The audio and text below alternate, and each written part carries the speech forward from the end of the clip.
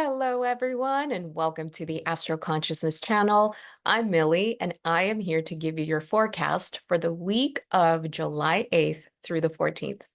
In this channel, we talk about the astrology of the week ahead and how you can integrate it into your personal and spiritual growth. As always, let's start by reviewing where we're coming from in order to understand where we are headed. So we're coming from and are still very much under the influence of the new moon in Cancer that took place on July 5th. And that new moon asked us to take several questions into account. One, what in my life truly nurtures me back in the way that I nurture it?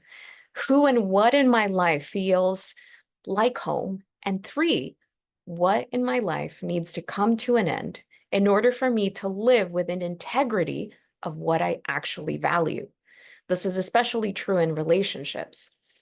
These are pretty profound questions that require a lot of self-awareness, especially depending on what you might be experiencing at the moment.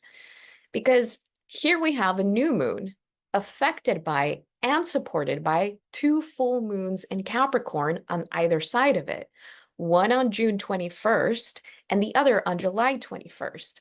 This is indicating a significant end in the Capricorn part of our chart in order for something new to be planted with the new moon in Cancer. Our relationship to home and that which feels familiar is transforming with these three lunar events. And with it, so is our sense of place in the world.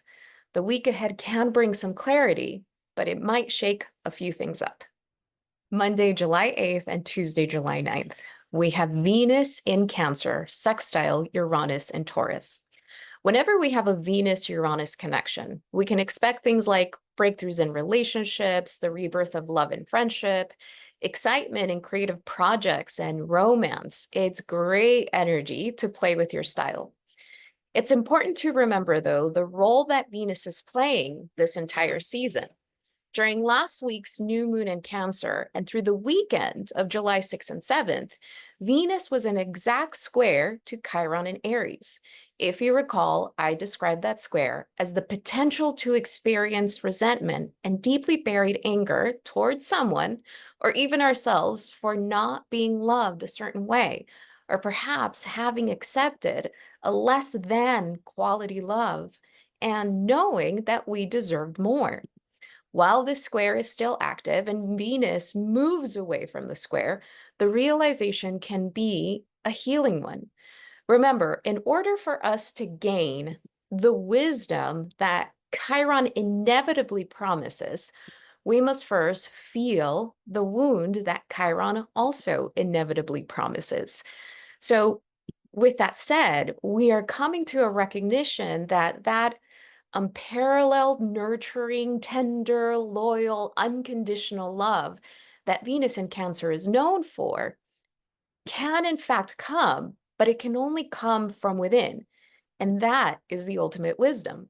So while Venus in Cancer's energy helps us understand that love does get to be life-giving and sustainable over time, the sextile to Uranus and Taurus marks that aha moment that allows this love, the desire for this type of love, to feel grounded and embodied. Remember, the Uranus-Taurus transit since 2018 has represented our relationship to our nervous system and the change in our physical reality. So while Cancer represents our emotional security, we have to understand that was changing. This change is actually something monumental trying to land in our bodies so that we can no longer deny the power that comes from us and understand that when we accept who we are and love ourselves accordingly, there's something magical about that. This is really important because when we have a combination of water, Cancer, and Earth, Taurus, the cosmos is telling us that we have fertile ground for something to grow. So, what wants to grow? This is where Mercury and Leo, sextile Jupiter and Gemini come in. Whenever we have a Mercury-Jupiter connection, we're able to come into a space of an optimistic outlook in the future. And in true Jupiter and Gemini fashion, this moment in time is asking us to tap into the expansiveness of our minds and be curious about the future ahead instead of being fearful. So, to imagine the best case scenario instead of the worst. But here's the thing, this isn't about ignoring the truth about our current circumstances, because with the connection between Mercury and Jupiter, we do run that risk. But instead, begin to make decisions from a place where we know that we get to create our future reality. Or, as Dr. Joe Dispenza puts it, wherever you put your thoughts and your awareness becomes your reality. Mercury in Leo feels like the epitome of creating through thought. Mercury is the planet of cognitive thought, while Leo is one of the most creative signs of the zodiac. Essentially, this energy is nudging us to step into our role of manifester through imagination. But what Leo also represents is the heart. And in this case, speaking Mercury from the heart, Leo. There is importance being placed on vulnerability here, whether it's because you're having a conversation with someone and you're unsure of what the outcome will be, or because you're daring to dream big. One of the most important lessons over the next couple of months is going to be that our willingness to grow is directly proportionate to how vulnerable we are able to be with ourselves and with others. And this implies truly expressing and accepting the kind of love that we want to experience. We have to be willing to accept those things as truths within ourselves first. And that is where a greater sense of responsibility lies. Wednesday, July 10th, we have the Sun in Cancer trine Saturn retrograde in Pisces. Whenever we have a Sun-Saturn connection, we are being asked to show up the Sun for the responsibility that comes with the unfolding of our lives, Saturn. There is a growing up, a maturity, and a centeredness that is also required at this time in order to manifest the life that we wish to create. So while Mercury in Leo is the indicator of creating through thought, the Sun trine Saturn retrograde reminds us to actually show up for those thoughts. Now, Saturn retrograde and both of these planets, the Sun and Saturn being in water signs, is truly reminding us to commit ourselves to create a life that is rooted in kindness and rooted in meeting our own needs first. It's really interesting because when we're thinking about the Cancer Pisces energy, there is an essence of unconditional love. So if the Sun represents how we show up and Saturn represents the responsibility that we have to ourselves to show up in that way, when we commit ourselves to meeting our own needs first, that's the space that we want to give love to others from. You see, Saturn in Pisces, especially retrograde, is about devoting ourselves to our spiritual process and progress and noticing the development of that devotion within ourselves. This might mean that the development of this isn't seen or appreciated by those around us just yet, but trusting that in time, it absolutely will. The point here lies in the reward that inevitably comes when we make a soul commitment to show up for ourselves time after time. This is actually the meaning of living with an integrity with ourselves. Again, this then informs us of the types of relationships that we want in our lives and not. It's interesting because I was reminded of a Mark Manson quote where he states, "True love, that is deep, abiding love, that is impervious to emotional whims or fancy, is a choice. It is a constant commitment to a person regardless of the present circumstances." Mark Manson is a Pisces, by the way. But what comes up for me with this quote is that there is no way to recognize this sentiment outside of ourselves if we can't first practice it and recognize it within ourselves. And if we live unaware of this, devotion then becomes sacrifice and an overwhelming sense of compromise to our innermost self. So, with Saturn retrograde in Pisces through November 15th, we are actually gifted with the opportunity to restructure certain things within ourselves so that when Saturn goes direct towards the end of the year, we feel more self assured as we move through life. And this is a type of self assuredness that can only come from a deep spiritual connection to our soul. Thursday, July 11th brings us Venus in Cancer trine Neptune in Pisces. A Venus Neptune connection is great for meeting with friends or family that give you this feeling of sweetness and sensitivity. It's a beautiful day to nurture a spiritual practice, to spend some time near water, a great day for a yoga flow. Really, anything that connects you with the ethereal. On the other hand, this is also energy of escapism, codependence, and all of the layers of the rose-colored glasses around a relationship. And we have to be mindful of what's trying to end here, right? So remember that Venus in Cancer is looking for a deeper connection that isn't solely based on longevity. It's looking for connections in which the most vulnerable parts of ourselves feel safe enough to be revealed. So when this isn't met, this is when that energy Cancer retreats into its shell and becomes mistrusting of everyone. And really, all that does is that shuts them off completely from any kind of love. So keep that in mind. This day, though, is mostly about connecting with the type of mystical love to connect with divine consciousness, divine feminine. It's a beautiful day to imagine that best case scenario that I talked about earlier. But here's the thing. Venus connects to Neptune in Pisces at 29 degrees. So this feels like we are releasing Neptune in Pisces, a familiar way of relating that no longer serves us, Venus in Cancer. Immediately after that final connection to Neptune in Pisces, Venus ingresses into Leo and remains there till August 4th. Venus in Leo, according to Stephen Forrest, reminds us to not settle for anything less than an intimate relationship in which we are cherished by the people that we treasure.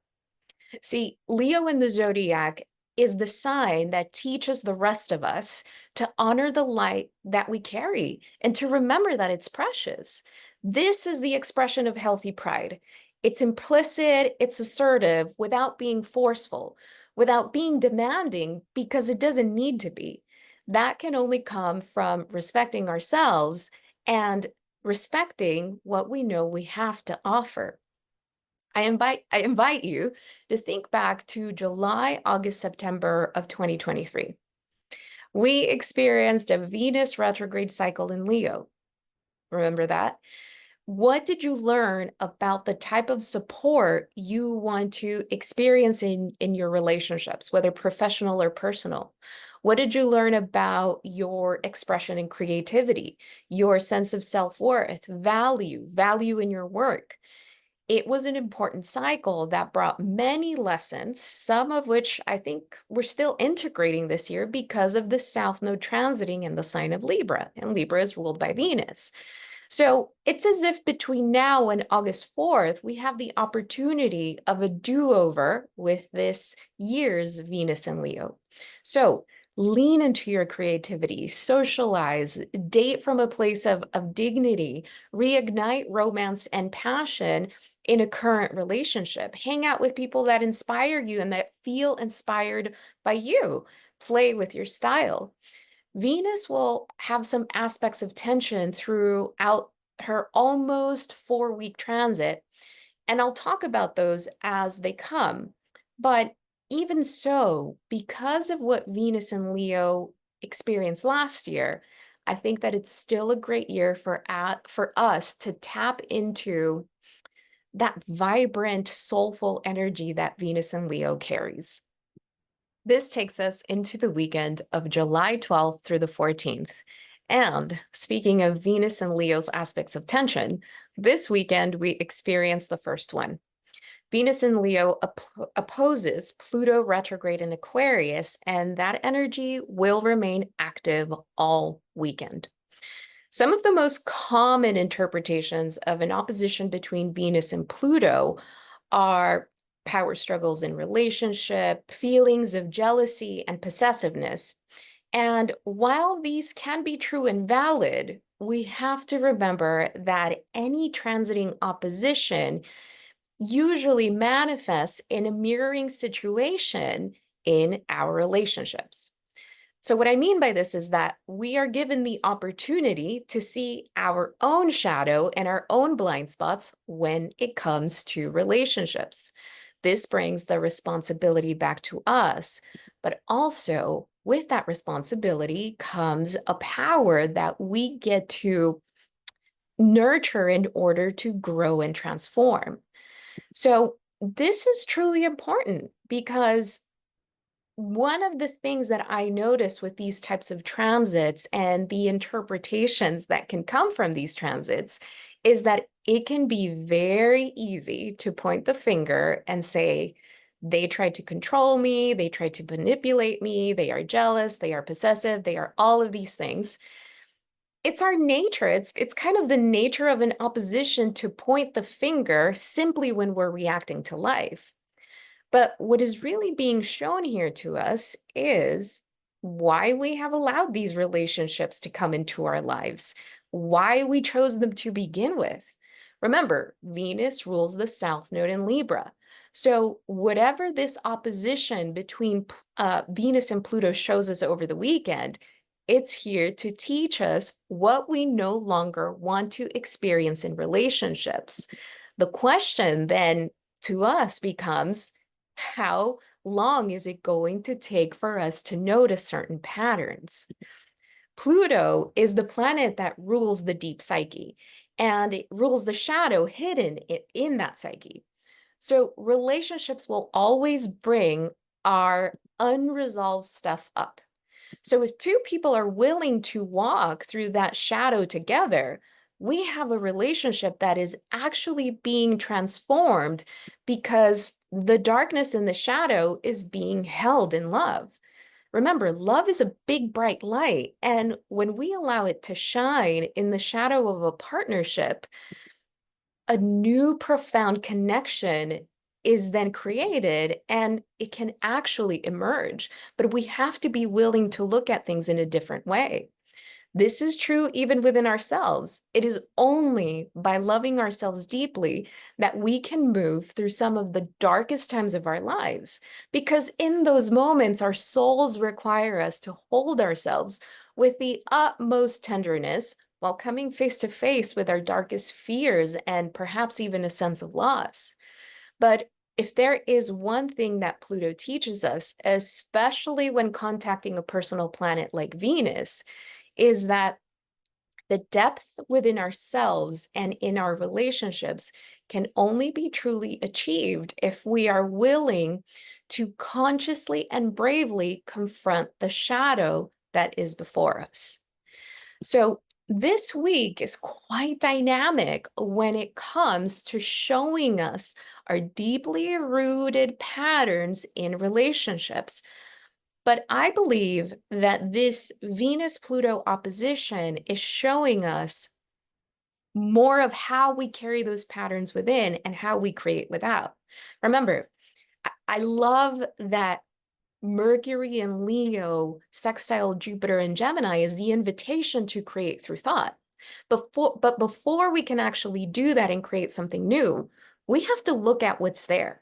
We have to be very honest about what's there first, observe it, process it, let go of it, stop identifying with it, so that we can continue practicing the creation through thought in a different way. So, may this be of service. Much love to you all. Don't forget to like, subscribe, and comment, and I will talk to you next week.